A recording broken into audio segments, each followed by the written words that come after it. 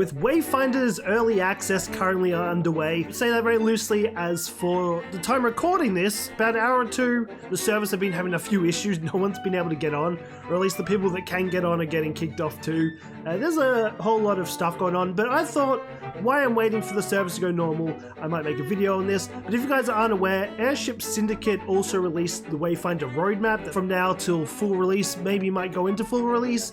There's a lot of stuff here. I just want you to keep in mind too, there's no like real pinpoint on when this stuff's going to be dropping. Just within the 6 months, this stuff's going to be dropping out. But we have a lot of stuff to go over. We've got progression, we've got content, we've got systems, we've got housing, we've got UI and personalization, and we've got Wayfinders.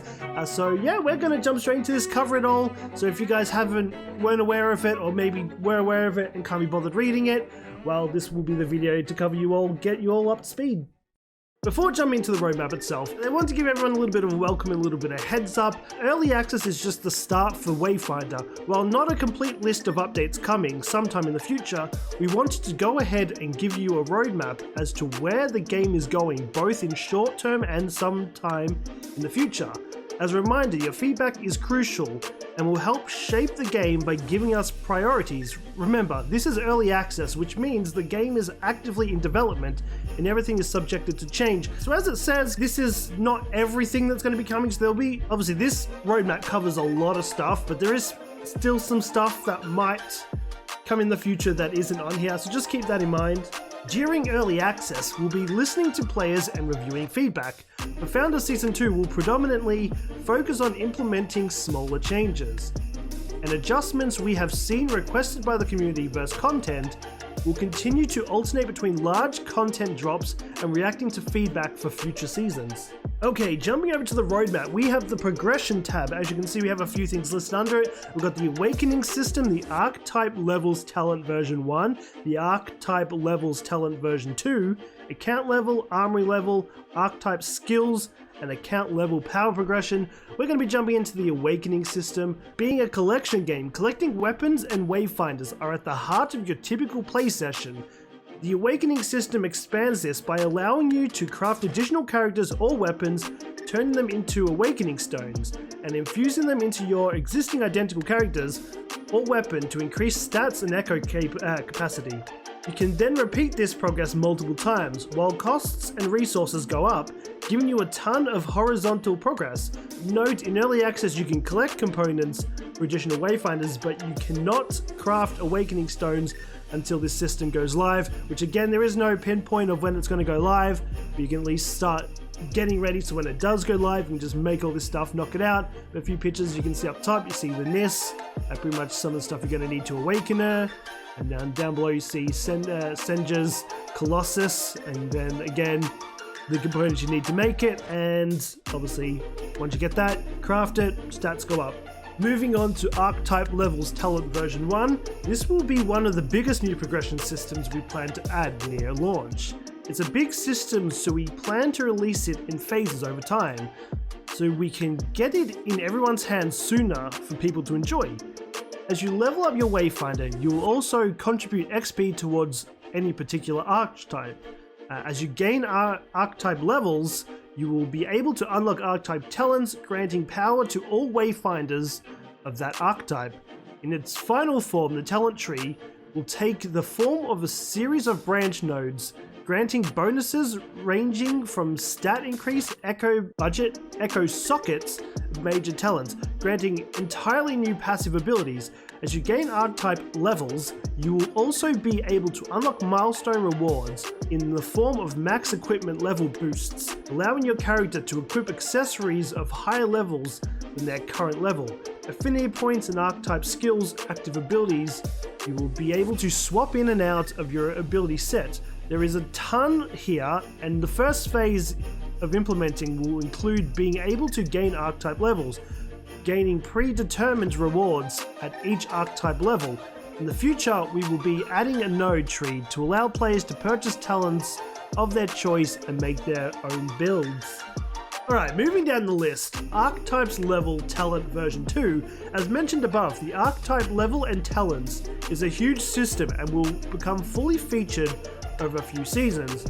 When we add the actual talent tree and allow players to make their own choices and builds, Players will keep all their progression in archetype levels, so there is no fear of having to redo any work. For example, if a player reaches archetype level 16, they will still be archetype level 16 and have 16 talent points to spend. Players should be able to use these points to essentially recreate the predetermined choice we had picked out, or to make their own choices to try their own builds. Next up, we have the account level. We want to give players a sense of account-wide progression, no matter what archetype or weapon they are focusing on. This system is much lighter weight and mostly intended to help a player track and show off their overall engagement with the game, with rewards being things like titles, badge, icons, and other social cosmetic rewards. Moving along to the armory level, while archetype levels handle a more account-wide progression of power for characters, armory levels rewards players for leveling up and trying multiple weapons. The system itself will be a lot simpler than the planned archetype talent tree for each archetype. Power here is also account-wide, not tied to a specific weapon type. Any weapon that you level to 30 will increase your armory level, granting power to all weapons. This means that even if you love one particular weapon type and want to get as much power out of it as you can, you don't need to feel stuck only playing that weapon. You can rest easy and try out other weapon types and still unlock more power on your favorite to go back to later. Rewards here will include stat bonuses, increased budget for echoes, and extra echo sockets. Alright, moving along, we have the archetype skills. We've heard feedback that players want more customization to their ability toolkit, and archetype skills will be one way that players can customize their Wayfinders kit beyond ability upgrades. Archetype skills will be a new active ability slot that players can unlock and swap out with other archetype skills. The pool of skills will be unlocked in various ways, such as leveling up your archetype level, special activities, hunts, and Wayfinder quests. Completing a Wayfinder quest will reward players with an archetype skill embodying the essence of flavor of that character, usable in any other Wayfinder of that archetype. This means with every new Wayfinder we add, we can also expect to unlock a cool new archetype skill for your other characters. Any of these archetype skills that are unlocked can be used to fill a spot on a character of a relevant archetype. We plan to add new archetype skills over time, keeping the possibilities growing each season. Okay, and last on the progression list we have the account level power progression, and we are shifting some of a player's overall power to more account level systems. Rather than requiring players to grind out that power on every new weapon and character that they create to be endgame ready, it's planned that as you unlock power, you'll unlock it on all relevant weapons or on all Wayfinders of a particular archetype. So starting a new character will mean starting with some pre-earned power. It also means making your main stronger too. We want to respect players' time and also encourage people to try out new characters and weapons without feeling they will be falling behind if they aren't spending every minute on a single character or weapon. To this end, we will begin releasing archetype levels, armory levels, and account level systems in phases. Again, I think where this is going so far, it's a pretty good... It's on the right path. They definitely have a lot of plans to go, and this is obviously still early access. I'm really interested to see like what other power progression stuff they'll add when the game actually fully releases. Right, continuing on with the roadmap, we are moving over to the content column where we can see main story quests, live events, hard mode hunts, raids, job board, new weapons, Wayfinder quests, and the new zones, which I'm looking forward to seeing what zones they come with. I've only really seen one zone in the game so far. I only played a little bit of the beta, or closed beta, sorry, not too much of it. So I didn't really explore too much of it, but their world looks amazing so far from at least what I've seen. So I'm definitely interested to see what they can come up with in the future. But anyway, that being said, jumping over to the main story quest, we will continue to tell the story of Wayfinder and the World of Evenor when we introduce content mid-season, and when we launch our second season in early access, we'll continue to add to these quests with most updates. Alrighty, moving on down the list, we have the live events. Evenor is always expanding, and we want to make sure that during a season there is a steady rollout of new quests, new hunts, new weapons, and more. While we don't have a set amount you'll see each season, look for updates in the near future on when you can expect these mid-season drops. Okay, next up we have the hard mode hunts. Hard mode will be the first set of endgame content introduced in Wayfinder. Heroics will be updated each season and will always be the most difficult content available. Heroics should challenge the most dedicated of players and grant access to some unique rewards. You will be able to play previous lost zones and hunts at heroic difficulty and put your skills to the test. Some of the rewards players can expect for tackling heroic content includes unique accessory sets, unique consumable recipes, unique housing artifacts and trophies, discovery rewards, and unique echoes. The highest tier of Gloomstone will also only be available from heroics, meaning if you want to fully max out a character or weapon's potential through affinity boosts and the highest awakening, heroics will be key. Alright, moving along to raids. We are planning on content that is designed for more than 3 people. While we don't have specifics to share, we are underway in designing these encounters. We want them to be challenging but also respect your time. Concepted a few different ideas, one of which might scratch the itch of those who are looking to go head to head with other Wayfinders. Alright, moving along to the job boards. Skylight is full of people in need, parents searching for a lost child, a weaponsmith in need of crafting materials, a hopeless romantic looking to find love in a hopeless time. These citizens all post their problems at the Skylight job board, hoping an intrepid, I believe that's how you pronounce it, I do apologize if I'm stuffing that word up, Wayfinder has the time and inclination to help them out. Jobs are Wayfinder's versions of dailies and weekly quests. Jobs become available after players completing Chapter 2 of the main story and will launch as part of Founders Season 2. Jumping over to the new weapons, our goal is that every season we introduce a brand new Wayfinder and their signature weapon into the game. These characters will continue to be earned via play, as well as in the new season's reward tower. We'll also be releasing multiple weapons both at the start and throughout the season to introduce new and interesting ways to play. Alright, second to last we have the Wayfinder quests. Wayfinders have complex histories and stories to tell. In the future we'll be introducing quests that are exclusive to Wayfinders, that not only give you insight into who they are and where they come from, but also to offer unique and awesome rewards. Okay, and to finish off the content we have the new zones. We are hard at work on our next zone. This is the largest and most open lost zone we'll have made to date, and it features some breathtaking views as well as new ways to traverse, all new enemies, quests and secrets to uncover. We'll continue to add new lost zones and large open world zones for the foreseeable future. Alright, moving along with the roadmap, we have the systems, where under it we have traversal mechanics, mounts, hookshot, daily login rewards, respec and discovery book version 2. Just quickly, traversal mechanics doesn't have anything under it, but it's pretty much a given what it is. There's going to be just multiple ways to get around a zone. Next we have the mounts, which this is the one you get from the Founders Pack. It's called a Strider, and not only incredibly fun to use, but also practical. Upcoming zones will also be designed with mounts in mind. While Founders get a Strider, that's only one type of mount. Mounts will be various creators and colors, and also have a customizable saddle. Alright, next up we have Hookshot. As some lost zones will introduce new traversal mechanics. Once introduced, they'll also be implemented retroactively, I believe that's how you pronounce that word, in older zones, which grants new ways to see zones you may have previously completely explored.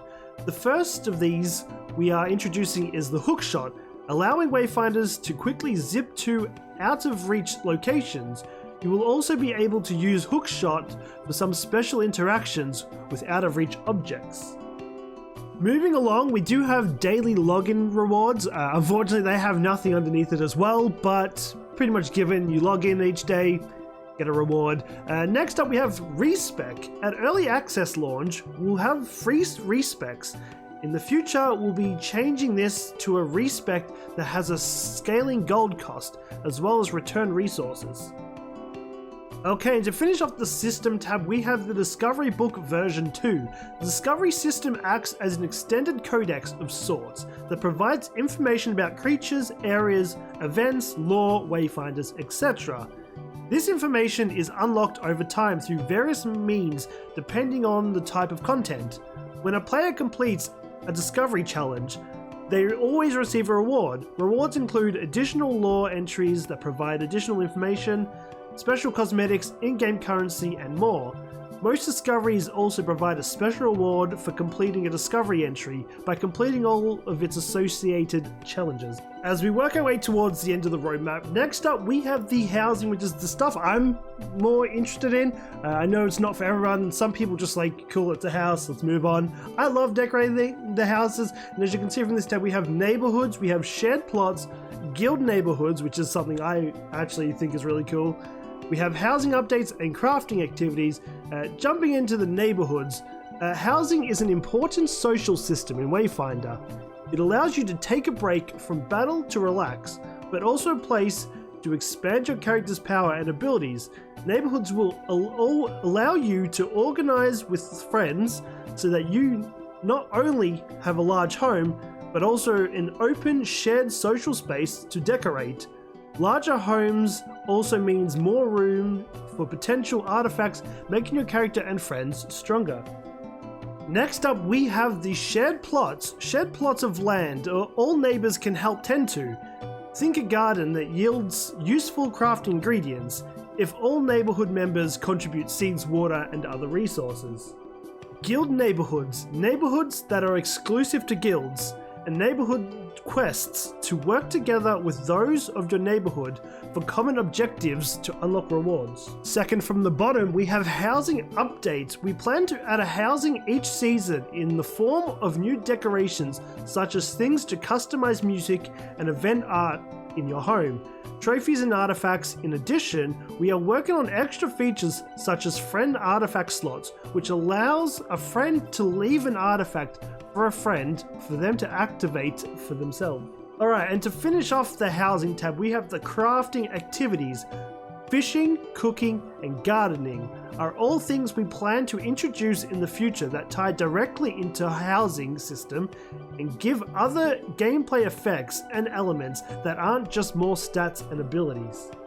Okay, jumping over to the second last tab for the roadmap, we have the UI personalization, we have social 2.0, we have social personalization, we have player inspect, pet 2.0, and weapon dies. Just quickly too, social 2.0 doesn't have anything under it, just like some of the other ones.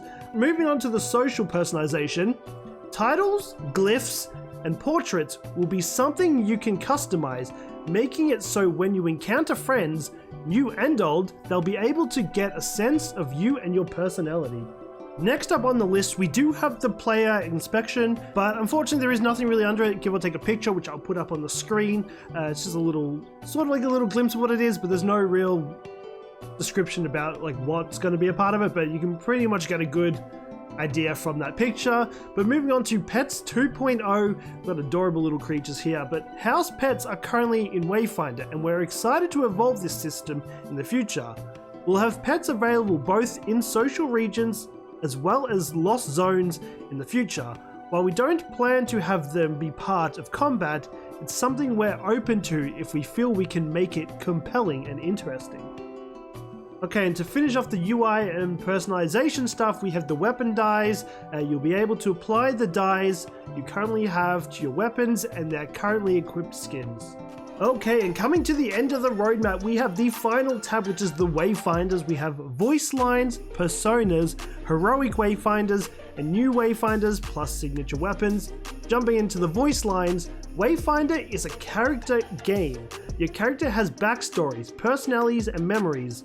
Voice lines will be added so you can hear your character take on a current party's makeup, or perhaps they're familiar with the location due to a distant memory. Voice lines will really bring the character to life thanks to the amazing voice cast. Okay, moving over, we have personas. Personas are our way of having fun in Wayfinder by making full takeovers of characters that might not normally be what you'd see when in the world. you'll see us add various personas, styles, dyes, and more in the near future. Okay, next up we have Heroic Wayfinders. Heroic Kairos is our first heroic, and heroics are a look into what the gloom is capable of twisting. Heroic Kairos exists in another version of Evenor, but has been pulled to this reality and comes with enhanced echo capacity and additional stats. We'll explore these strange regions and realities with interesting and often odd takes on heroes you know and love. All heroes in the future will be obtained via play, so that answers my question from before, that they're not just locked to the, at least I believe that's referring to Kairos as well, that he's not just locked to the Founders Pack, so you can get him at a later date. Okay, and to finish off this roadmap, we have new Wayfinders and signature weapon. Our goal is that every season we introduce a brand new Wayfinder and their signature weapon into the game. These characters will continue to be earned via play, as well as in the new season's reward tower. We'll also be releasing multiple weapons both at the start and throughout the season to introduce new and interesting ways to play. And there you have it. That is going to do it for the full overview of the what's it called, roadmap. We've gone over a lot. I mean, we've gone over progression, we've got housing, content, mounts, so on. Keep in mind to just say this isn't everything. There's probably like a few here touch-ups here and there, but I mean, this is a pretty big roadmap going on, and this is working up to the full release, maybe a little bit into the full release, but either way, there's still a lot of content to come, and there's still going to be way more in the future. But let me know in the comments down below what you're most excited for. If I want to take a guess, I'll probably say like I'm excited for the mounts. The mounts are cool. Like games like World of Warcraft, I've loved collecting mounts and like pets and that. It's always been like really fun. It's like kind of like an achievement thing for me. But yeah, even like the neighborhoods and the guild neighborhoods, that's something I'm really interested in. Even the awakening system, but I think it would be awesome. But yeah, let me know in the comments down below what you're most excited for out of this. And yeah, I do hope you enjoyed this video. I hope it gave you some insight of what's to come for the game. And yeah, if you're new to the channel, don't forget to subscribe, hit the notification bell, know when the videos go live, stay up to date with all the new release stuff coming out. And yeah, I'll be back again next time. So until then, take care and peace out.